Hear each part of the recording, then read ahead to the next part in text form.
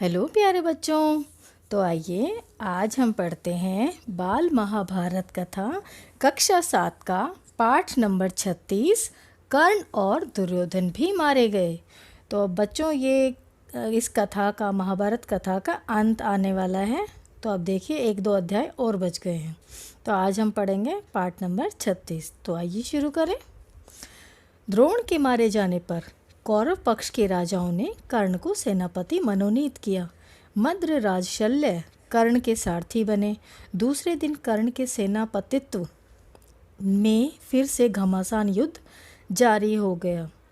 अर्जुन की रक्षा करता हुआ भीम अपने रथ पर उसके पीछे पीछे चला और दोनों एक साथ कर्ण पर टूट पड़े। जब दुशासन ने यह देखा तो उसने भीम पर बाणों की वर्षा कर दी। उसको भीम ने एक ही धक्के में जमीन पर गिरा दिया और उसका एक एक अंग तोड़ मरोड़ डाला। भीम मैदान में नाचने कूदने लगा और चिल्लाने लगा, मेरी एक प्रतिज्ञा पूरी हुई, अब दुर्योधन की बारी है, उसका काम तमाम करना बाकी है। भीमसेन का वह भयानक रूप देखकर कर्ण का भी शरीर कांपने लगा। तभी अश्वत्थामा को दुर्योधन ने पांडवों पर हमला करने की आज्ञा दी। कर्ण ने अर्जुन पर एक ऐसा बाण चलाया जो आग उगलता गया। अर्जुन की ओर उस भयानक तीर को आता हुआ देखकर कृष्ण ने रथ को पांव के अंगूठे से दबा दिया, जिससे रथ जमीन में 5 अंगुल धंस गया। कृष्ण की इस युक्ति से अर्जुन मरते मरते बचा। कर्ण का चलाया हुआ सर्प मुखास्त्र फुफकारता हुआ आया और अर्जुन का मुकुट उड़ा ले गया। इस पर अर्जुन के क्रोध का ठिकाना न रहा। उसने जोश के साथ कर्ण पर बाण वर्षा कर दी। तभी अचानक कर्ण के रथ का बाईं तरफ का पहिया धरती में धंस गया। इससे कर्ण घबरा गया और बोला, अर्जुन जरा ठहरो, मेरे रथ का पहिया कीचड़ में फंस गया है। पांडुपुत्र, तुम्हें धर्म युद्ध करने का जो यश प्राप्त हुआ है उसे व्यर्थ ही ना गवाओ। मैं जमीन पर खड़ा रहूं और तुम रथ पर बैठे बैठे मुझ पर बाण चलाओ, यह ठीक नहीं होगा। जरा रुको। कर्ण की ये बातें सुनकर श्री कृष्ण बोले, कर्ण, जब दुशासन, दुर्योधन और तुम द्रौपदी को भरी सभा में घसीट कर लाए थे, उस वक्त तुम्हें धर्म की याद आई थी? जब दूध मुँहे बच्चे अभिमन्यु को तुम 7 लोगों ने एक साथ घेर कर निर्लजता के साथ मार डाला था, जब तुम्हारा धर्म कहाँ गया था? और आज जब मुसीबत सामने खड़ी दिखाई दे रही है तो तुमको धर्म याद आ रहा है। श्री कृष्ण की इस झिड़की का कर्ण से कोई उत्तर देते न बना। उसने सिर झुका लिया और अटके हुए रथ पर ही युद्ध जारी रखा। इतने में कर्ण का एक बाण अर्जुन को जा लगा तो वह थोड़ी देर के लिए विचलित हो उठा। बस यही जरा सा समय पाकर कर्ण रथ से उतर पड़ा और रथ का पहिया उठाकर उसे समतल पर लाने की कोशिश करने लगा।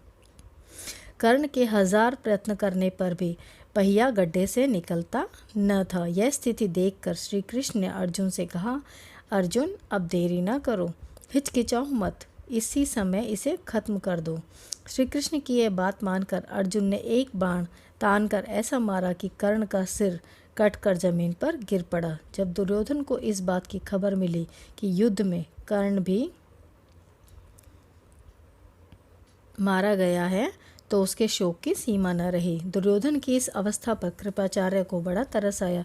उन्होंने दुर्योधन को सांत्वना देते हुए कहा, राजन, अब तुम्हारा कर्तव्य यही है कि पांडवों से किसी प्रकार संधि कर लो। अब युद्ध बंद करना ही श्रेयस्कर होगा। यद्यपि दुर्योधन हताश हो चुका था, फिर भी कृपाचार्य की यह सलाह उसे बिल्कुल पसंद नहीं आई। वह उसे मानने के लिए तैयार न हुआ। सभी कौरव वीरों ने दुर्योधन की बातों का समर्थन किया और कहा कि युद्ध जारी रखना ही ठीक होगा। इस पर सबकी सलाह से मद्रराज शल्य को सेनापति नियुक्त किया गया। इसीलिए शल्य के सेनापतित्व में फिर से युद्ध जारी हुआ। पांडवों ने सेना का संचालन का पूरा दायित्व अब युधिष्ठिर ने स्वयं अपने कंधों पर ले लिया। शल्य पर उन्होंने स्वयं आक्रमण किया। युधिष्ठिर ने शल्य पर शक्ति का प्रयोग किया और मद्रराज शल्य मृत होकर रथ पर से धड़ाम से गिर पड़े। जब शल्य भी मारा गया तो कौरव सेना निस्सहाय सी हो गई। फिर भी धृतराष्ट्र के रहे सहे पुत्रों ने हिम्मत न हारी। दूसरी ओर शकुनी और सहदेव का युद्ध हो रहा था। तलवार की पैनी धार के समान नोक वाला एक बाण शकुनी पर चलाते हुए सहदेव ने गरज कर कहा, शकुनी अपने किए का फल भुगत ही ले। और मानो उसकी बात सफल हो गई। बाण धनुष से निकला नहीं कि शकुनी का सिर कटकर गिर पड़ा। इस प्रकार कौरव सेना के सारे वीर कुरुक्षेत्र की भूमि पर सदा के लिए सो गए। अकेला दुर्योधन जीवित बचा था। अब उसके पास न तो कोई सेना थी न रथ। उस वीर की स्थिति बड़ी दयनीय थी। ऐसी हालत में दुर्योधन अकेला ही हाथ में गदा लिए एक जलाशय की ओर चुपके से चल दिया। उधर दूसरे दिन युधिष्ठिर और उनके भाई उसे खोजते हुए उसी जलाशय पर जा पहुँचे जहाँ वह छिपा हुआ बैठा था। श्री कृष्ण ने उनके साथ थे। उन सबको यह पता चल गया था कि दुर्योधन जलाशय में छिपा हुआ है। युधिष्ठिर ने कहा, दुर्योधन अपने कुटुंब और वंश का नाश कराने के बाद अब पानी में छिपकर प्राण बचाना चाहते हो? यह सुनकर दुर्योधन ने व्यथित होकर कहा, मैं न तो डरा हुआ ही हूँ और न अपने प्राणों का ही मोह है। फिर भी सच पूछो तो युद्ध से मेरा जी हट गया है। मेरे सभी संगी साथी और बंधु बांधव मारे जा चुके हैं। अब मैं बिल्कुल अकेला हूँ। राज्य सुख का मुझे लोभ नहीं रहा। यह सारा राज्य अब तुम्हारा ही है। निश्चिंत होकर तुम ही इसका उपभोग करो। युधिष्ठिर ने गरजते हुए कहा, दुर्योधन एक दिन वह था जब तुम्ही ने कहा था कि सुई की नोक जितनी जमीन भी नहीं दूंगा। दुर्योधन ने जब स्वयं युधिष्ठिर के मुख से ये कठोर बातें सुनी तो उसने गदा उठा ली और जल में ही उठ खड़ा हुआ और बोला, अच्छा यही सही, तुम एक एक करके मुझसे भिड़ लो। मैं अकेला हूँ और तुम 5 हो। पांचों का अकेले के साथ लड़ना न्यायोचित नहीं। मैं थका हुआ और घायल हूँ। कवच भी मेरे पास नहीं है, इसीलिए एक एक करके निपट लो। चलो। यह सुनकर युधिष्ठिर बोले, यदि अकेले पर कईयों का हमला करना धर्म नहीं तो बालक अभिमन्यु कैसे मारा गया था? यह सुनकर दुर्योधन जलाशय से बाहर निकल आया और उसने भीम से गदा युद्ध करने की इच्छा प्रकट की। भीम भी राजी हो गया और दोनों में गदा युद्ध शुरू हो गया। इस तरह बड़ी देर तक युद्ध जारी रहा। श्री कृष्ण ने इशारों में ही अर्जुन को बताया कि भीम दुर्योधन की जांघ पर गदा मारेगा तो जीत जाएगा। भीम ने श्री कृष्ण का यह इशारा तुरंत भांप लिया और अचानक दुर्योधन पर झपट पड़ा।